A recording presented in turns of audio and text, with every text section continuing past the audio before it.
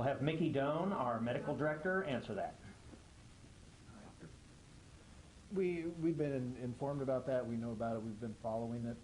It's not a resident of Montgomery County, so the responsibility really falls to Clark County, which, as I understand, just had a press release and is going to have an event at 6 tonight. You know, as we talk about community spread, we have to realize Dayton is a metropolitan city, and that we've got someplace around, I forget, what is it, 80,000 people a day?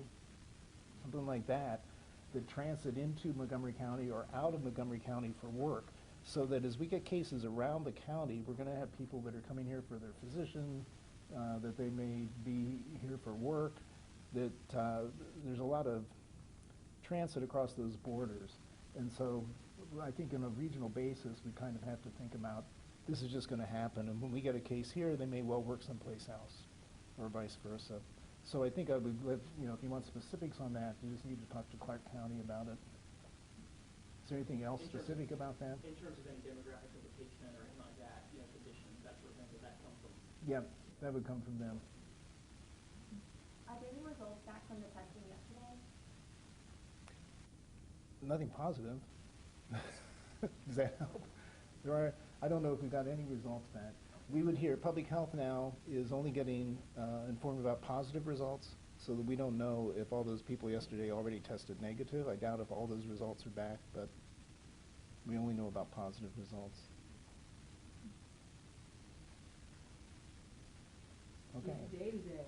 I do have one more question. When it comes to HIPAA laws and stuff, we've had a lot of viewers, I'm curious as to know like what city some of these people are, you know, that have been tested positive live in. What kind of information can you guys provide about those particular patients who do test positive? You know, one of the things is we want to protect people's privacy and confidentiality. And there's, with a certain amount of information, for instance, you know, age, sex, race, and city, you can narrow things down pretty carefully, okay? If you look at police runs or other sorts of things, you can narrow things down again. And so that it doesn't take very much information, so that because of that, and to protect people's confidentiality, and because this is going to be widespread eventually, okay, the decision by the state is to simply talk about county and not to give anything more specific than that. Epidemiologically, the epidemiologists know they can identify people with very little information, okay? And I think we've all thought about somebody or somebody we used to know or something. You get on Google and you look them up and you can find them, you know, without much information. And so I think that to try and protect that, the decision has been made not to get any more specific than the county. And again, to reiterate the point we made every day, it's all around us anyway. So.